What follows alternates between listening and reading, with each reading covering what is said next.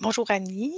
Bonjour. Bonjour, bonsoir. Non, il est quand même tard là, chez toi, hein, je pense. Ah non, on n'a Non, c'est pas. l'après-midi là. Non, non, C'est on a que vrai, 5 heures ouais, on a que 5 heures, ce mois-ci. Ouh, on a 5 heures d'écart. Party! C'est quand vous changez là? J'ai aucune idée. OK, d'accord. Je sais pas. Ça va être un matin, ça va être une surprise. Oh merde, je suis en retard. Ça se trouve, c'est ce week-end, je sais pas. Bon, petit récapitulatif du mois de mars. OK, c'est sûr qu'on a eu moins de compréhension maintenant phénoménale, mais on en a quand même toujours un peu, n'est-ce pas? Oui. Oh oui. Alors, il y avait le cerveau. Le cerveau dans lequel on voyait qu'il y avait une programmation, Annie. Oui, pourquoi j'ai vu ça? Oui, c'était, l'importance que l'on donne au cerveau. C'est vraiment ça qui a fait tilt. On donne au cerveau beaucoup plus d'importance finalement par rapport à d'autres organes, on va dire. Bon, on pourrait dire le cœur aussi, tu vois? Il y a 2 organes qui sont très importants et du coup, il y avait vraiment le cerveau, il avait vraiment cette croyance que c'est lui qui manifestait tout, quoi.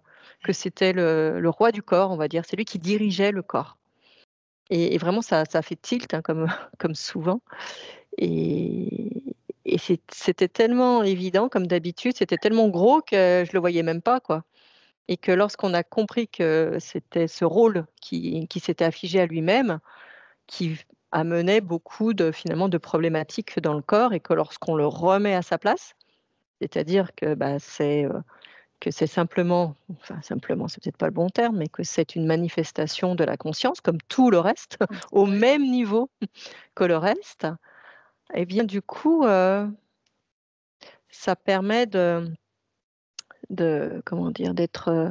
D'assainir un peu les situations, plus problématiques. Voilà, on pourrait dire. Mhm. Donc, ça, c'était une de nos petites découvertes qu'on avait vues, que les programmations du cerveau, Mmh. puis qu'on l'en réintègre à sa juste place, le cerveau. Voilà, voilà, simplement comme d'habitude, on réintègre les choses à leur juste place et on le réinforme. Mhm. Donc en lui laissant, bien sûr, sa programmation originelle, hein, bien évidemment. Mais on le réinforme en lui disant simplement que ce n'est pas lui qui crée, La qui crée réalité. le corps et la réalité, quoi. Donc simplement ça. Ouais. Après, dernièrement, qu'est-ce qu'on a vu? Un peu l'accouchement. Oui, c'est vrai. Oui, la Accoucher d'une couche toute nouvelle personne. ouais, alors ça a été un peu spécial, on va dire. L'accouchement de soi Mm. ou le processus, de mort-renaissance et ça s'est fait à travers mon corps.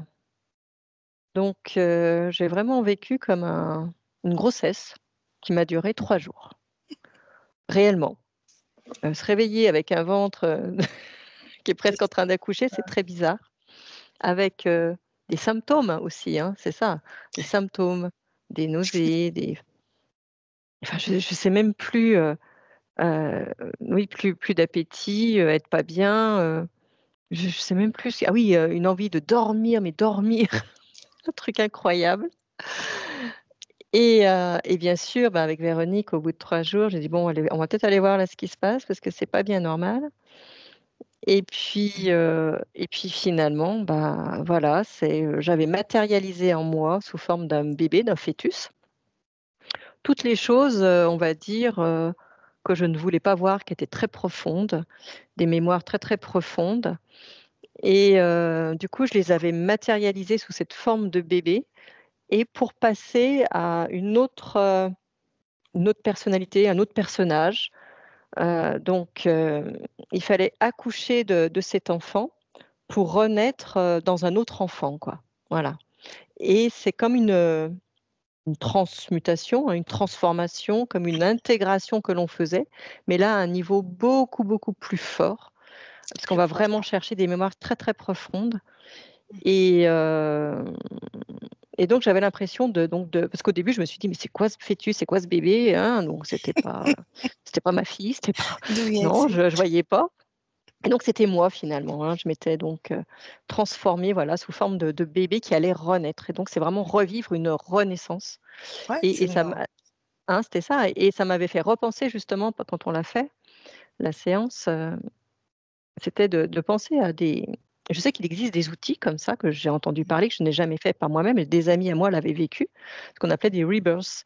Et c'était justement de renaître, de revivre son propre accouchement. Mais moi, je sais qu'en tout cas pour les personnes que je connais qui ont fait ça, c'était dramatique, c'était assez horrible. Elles ont vécu vraiment des nuits, mais Ouais, sa d'enfer, quoi. naissance, hein. Ils revivent leur naissance. C'est ça, mais un truc de malade, hein, où elles ont l'impression qu'elles vont mourir, mais OK. vraiment mourir. Et j'avoue que ça m'avait fait peur, quoi. Un jour, on me l'avait proposé, je lui ai dit: «Ah non, non, non, certainement pas, quoi. Moi, je peux pas faire ça». Alors moi, ça a pas été comme ça, hein, du tout, Mmh. mais j'ai quand même ressenti tous les symptômes, hein. Donc voilà, et finalement, ce que j'ai ressenti, c'était vraiment dans des cas extrêmes, heu, des cas où il y a des situations très compliquées ou des grosses problématiques, que c'était une façon de remettre un peu les choses, faire un reset, quoi. Faire un reset pour, revivre et renaître, mais d'une façon beaucoup plus pure, beaucoup plus allégée, heu, voilà, plus en harmonie avec ce que nous sommes maintenant. Et c'est vrai qu'après ça a continué, une fois l'accouchement fait, on va dire, ça a continué pendant plusieurs jours, encore avec un peu des mal de ventre, des nausées, des fatigues et tout ça, et voilà, et normalement là, ça devrait aller mieux voilà, déjà aujourd'hui là, ça va déjà beaucoup mieux. Et puis, aller de mieux en mieux. C'est vraiment lâcher l'ancien personnage, l'ancien moi, quoi. Ouais. C'est vraiment ça. Puis tu Je le enfin, ressens comme ça. puis on se rend compte que tu es en train de passer par ce processus-là du deuil, en fait, aussi. Oui, C'est mmh, du oui, refus, la colère, c'est ça, marchandage, c'est ça. dépression et acceptation.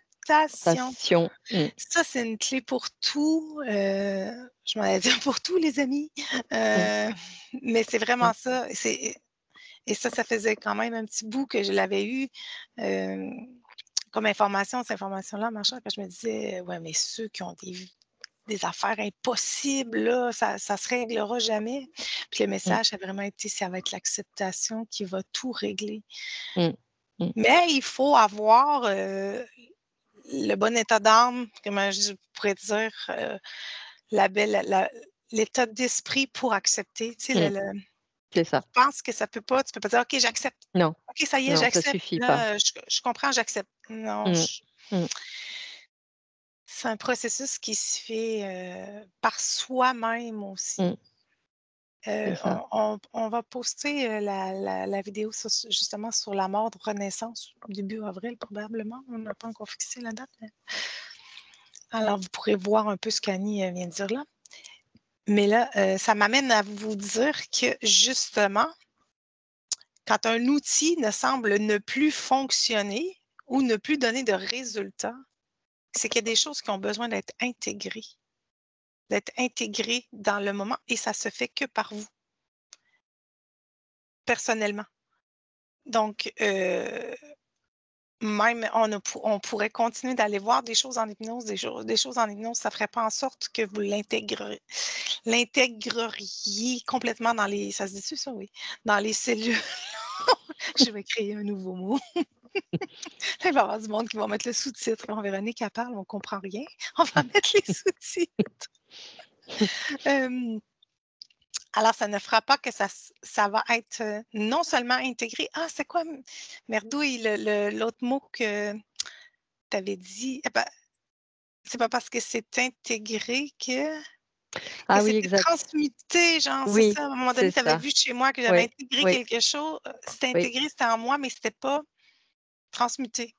oui, oui, Alors, dans les problématiques qui demeurent, qui restent vraiment ancrées profondes, c'est des traumatismes profonds oui, aussi, mmh, c'est pas parce que des fois c'est intégré que c'est transmuté.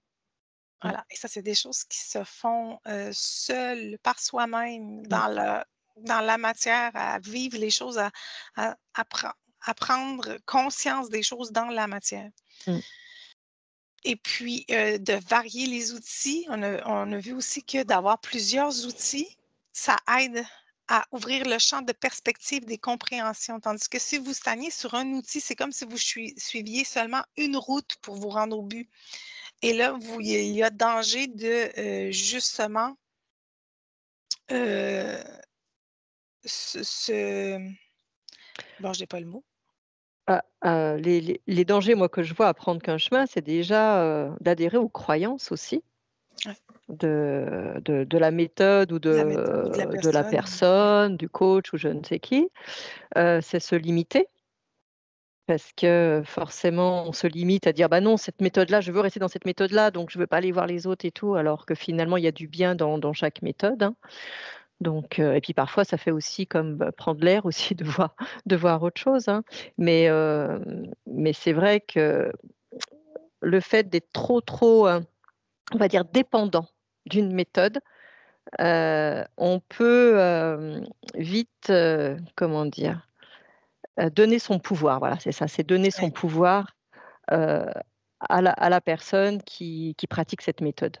Et c'est là où ça peut devenir dangereux, parce qu'on ne s'en rend pas compte, mais on donne son pouvoir. Et ça, c'est pas bon du tout. Donc, c'est ce que vous dit Véronique, de diversifier les approches, quoi, tout simplement. Oui, c'est ça. D'avoir plusieurs approches aussi en même temps, ça aide. Tu sais. On a vu que d'avoir un coach en même temps que, mettons, faire de l'hypnose, puis en même temps, même consulter un psychologue, un professionnel, ou faire les cartes, ou peu importe l'outil, l'art-thérapie, ou ça fait que les horizons sont plus ouverts, donc on change de posture de toute façon. Je veux dire, quand tu sors de l'hypnose, je sais pas, je vais dire n'importe quoi, mais tu t'en vas dans l'art-thérapie, ben, tu n'as pas la même posture du tout. Donc, tu vas voir ça différemment.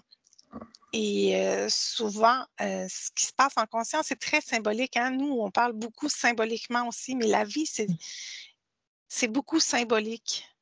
Puis on a tendance à l'oublier, ça, puis à prendre tout au pied de la lettre. Mais c'est important d'être capable de voir au-delà du signe, ou être capable de voir, mettons, si les marmottes, exemple, derrière Annie, pourraient me donner un message, à part le fait qu'elles sont babylles et poilues et qu'elles aiment travailler. Là, après, ce serait quoi la symbolique derrière la marmotte? Et puis ça, Annie ne pourrait pas me le dire. Un coach ne pourrait pas me le dire. Pourquoi? Parce que moi, j'ai ma propre compréhension de ce qu'est une marmotte et de la conception de la marmotte. Alors, pour moi, qu'est-ce que la marmotte veut dire?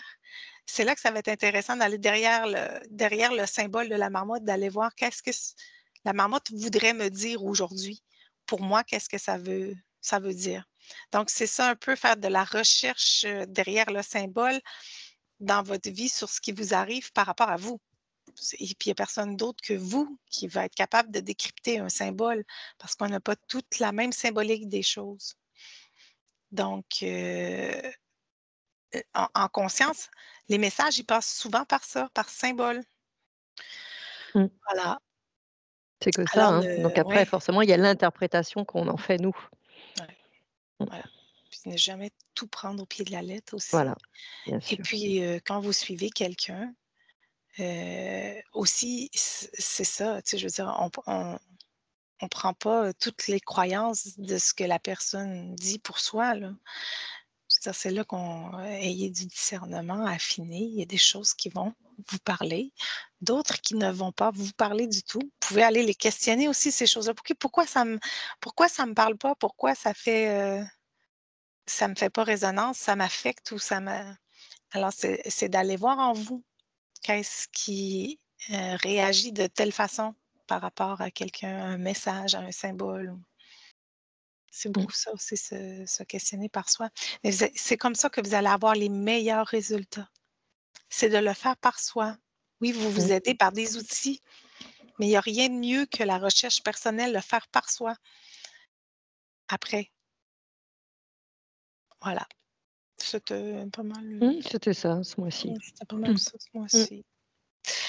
Bon, ben, on se Eh dit au mois bien, d'avril. Bon printemps à tous. oui, Ah, c'est ma fête c'est vrai. préférée qui s'en vient. Moi, j'adore Pâques. J'adore le chocolat. Éventuellement, un jour, je serai peut-être capable de me... De te restreindre. Ah ouais. Non, mais comment on dit? Hey, j'ai perdu les mots. Me désintoxiquer. Voilà, c'est ça. C'est comme une drogue. Je suis un accro au chocolat. Bon, Ben alors ouais, bon mois d'avril bon mois d'avril à tous. Au revoir. et au revoir.